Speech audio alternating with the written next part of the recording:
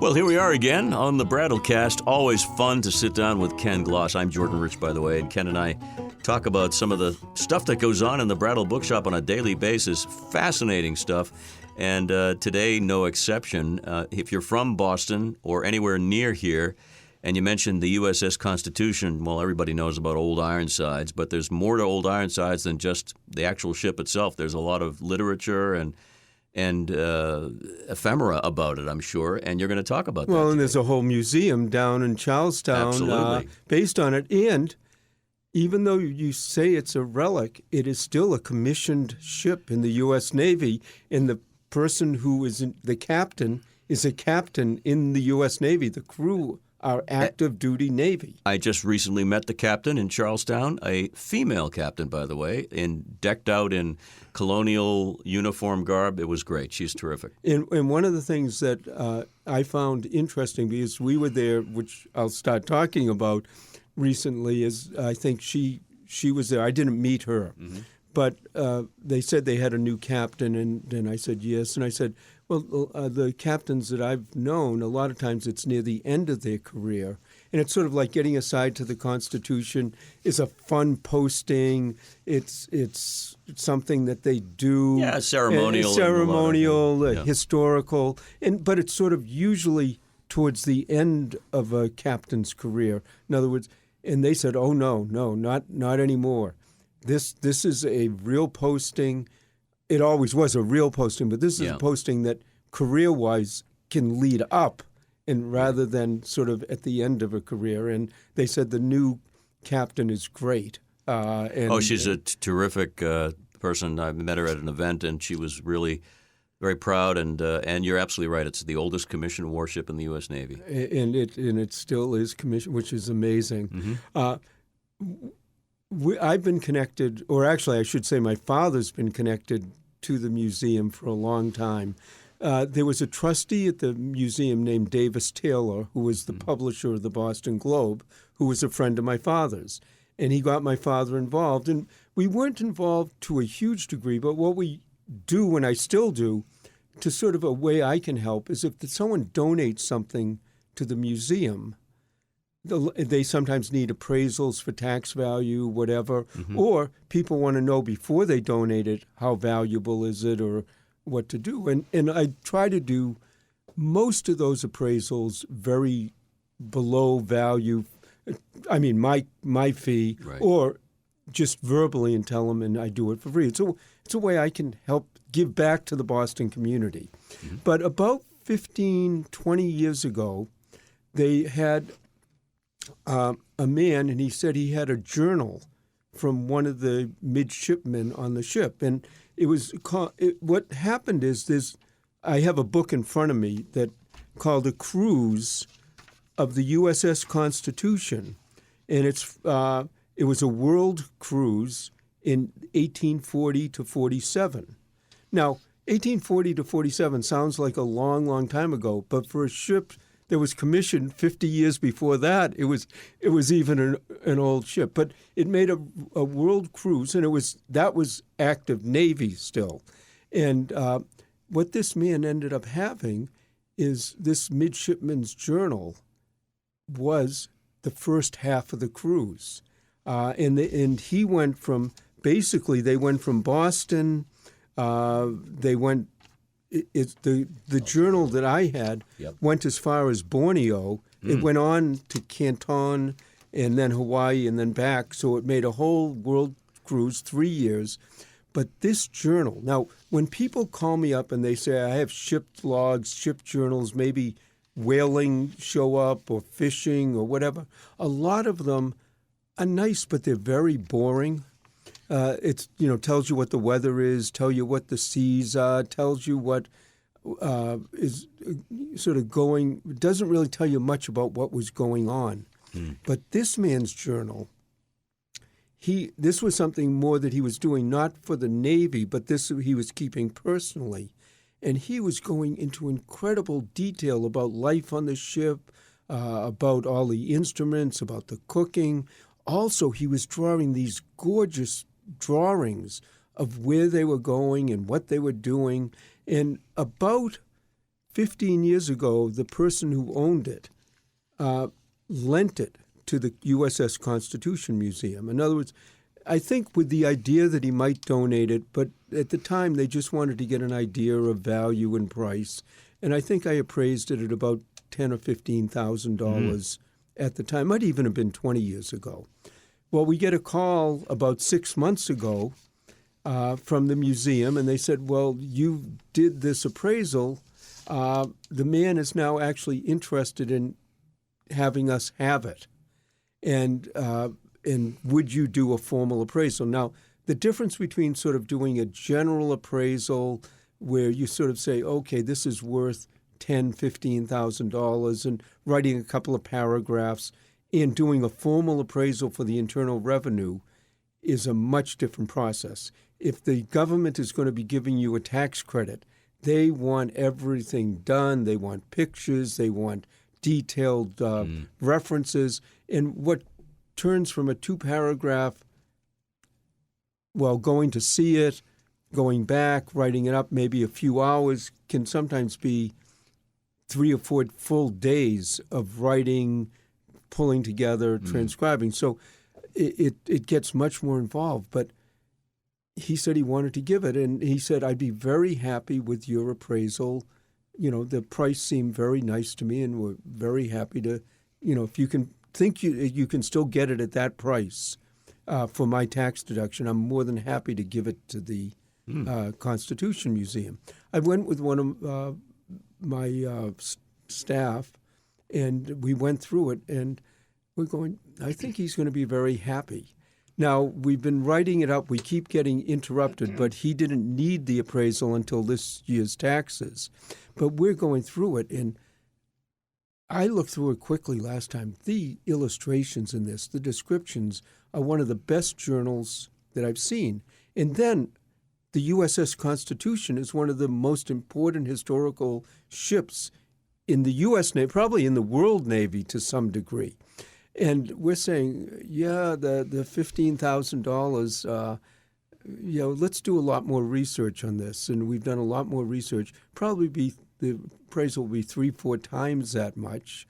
But just holding it and reading it and realizing that this sailor was on this ship describing what the sea conditions were, but also describing what the ports were, yes, which were probably some of the more interesting parts. In a very quick glance that you allowed me to take a look at, I'm always impressed, as I was when I watched the Ken Burns Civil War documentary series, on the quality of the writing of the average guy or gal back then.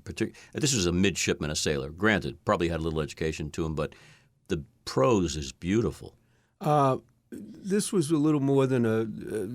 Well, he wasn't the general sailor, but yeah, no, he was very well educated and writing, knowing how to write, using language, beautifully done. I mean, well, but see, that's when you get into these type of journals, and if people have them, a lot of the value is in the writing, the quality of the writing. It's a real skill. In other words, the journals that are probably the lesser end of the value are the ones that literally just tell you what the weather is.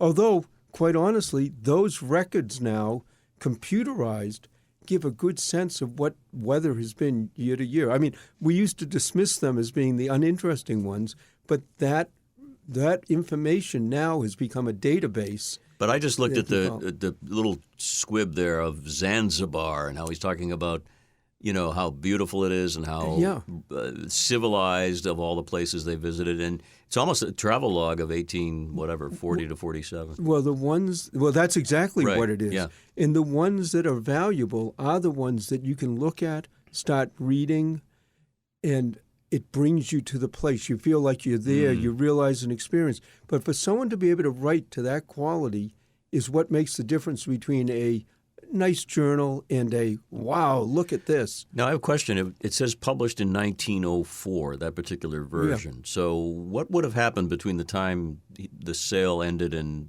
the sale, S-A-I-L, ended and the book published? Well, this account was probably one of the higher-up officers. And this journal was known but it was privately owned.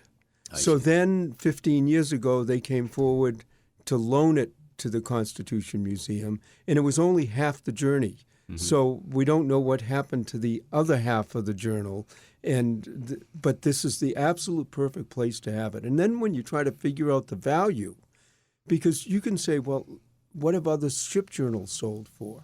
But then you say, what have other items of the USS Constitution sold for, which is a higher level?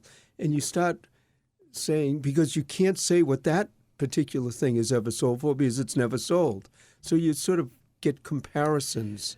And you're, well, not just you, the two of us, and the people listening, many of them are in this area, are in New England and Boston particularly. So the connection with the museums in this town, we've got the Tea Party Ship Museum, we've got, as you say, the Constitution Museum. That's just the tip of the iceberg. There are so many. You're in the perfect location to be the middle guy, to be the go-between, and to be an accessory to help these people. Oh, it's wonderful. And one of the things that I love about that is I get to sometimes touch and hold things. I mean, one museum I went to, the Bill of Rights, the original Bill of Rights, the Pilgrim Charter. A printed copy of the Constitution, actually signed and inked by John Hancock. Another institution that I actually have to go to next week, but a 4-page handwritten account of Paul Revere's Ride by Paul Revere that I've held. I have to go there and look at a couple of letters that John Winthrop wrote to his wife and son in the 1630s. I mean, there are letters of John Winthrop. Holy Pilgrim, to quote John Wayne. Yeah, well, yeah. I mean, it's yes, that's one of the real things. Yeah. And even if I didn't own it per se, and I've owned a lot of things that I really love, but just to be able to touch and hold, I mean, you put your hand on that, and it's almost like Thomas Edison held this piece of paper. Thomas Jefferson held this piece of paper. Paul Revere was writing about the British telling him to get off the horses, they were going to blow his head off. Reading a journal like this. Now, one of the things that you picked up was Zanzibar. I'm going to go look and read that part of it. I haven't read that part because I have a daughter who lives in Nairobi, and she's suggested going to Zanzibar and visiting because it's only an hour or two plane ride. The thing she says that we want to see is they said they have beautiful beaches, and you can go to Freddie Mercury's house. Well, doesn't get any better than that. He grew up in Zanzibar. No kidding.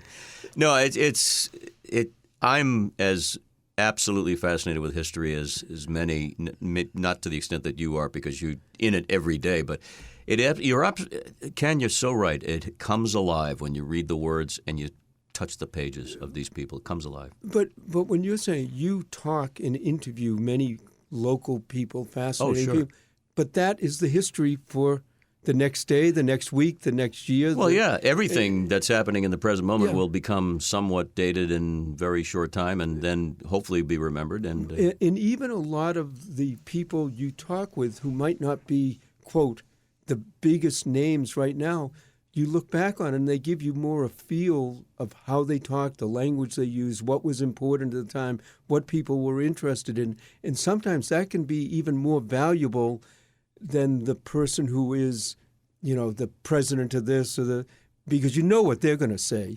and in the background feeling of even how interviews go. So that's the history. Oh, I love it. For the future. We have so much that we cover on this podcast called the Brattlecast. But as you say, people are always invited to make suggestions. They can go to the website, brattlebookshop.com, and connect that way. And you welcome ideas. I love ideas because, first of all, when I come here, I've sort of got an idea of what I'm going to do. But if somebody comes up with a good suggestion, it makes me look into something I might not thought of. And that's more fun. It's something I don't know. Like, what do you do with books that we did in another one? In a previous one. Well, Ken, as always, Thank you. When I head over to Charlestown and take a look at that beautiful ship, I'll now have another story in my head that I didn't know. One thing that I did do with the Constitution once is they had it go out to sea, and I was on it. Yeah. I don't know if you've ever done it, but if you can ever convince them on one of the times, go out on it's. I'll have to contact the captain for an interview and see if I can wiggle my way through that process. They usually do it around the 4th of July. They do it at 4th of July, and then sometimes they do it during the year, and sometimes they do it just to turn it around. Yeah, the turnaround, yeah. Right, yeah. But they sometimes do it. If you ever get a chance, do it. It's all right, fun. I will take you up on that. He's Ken Gloss. I'm Jordan Rich. Thank you. You've been listening to the Brattlecast.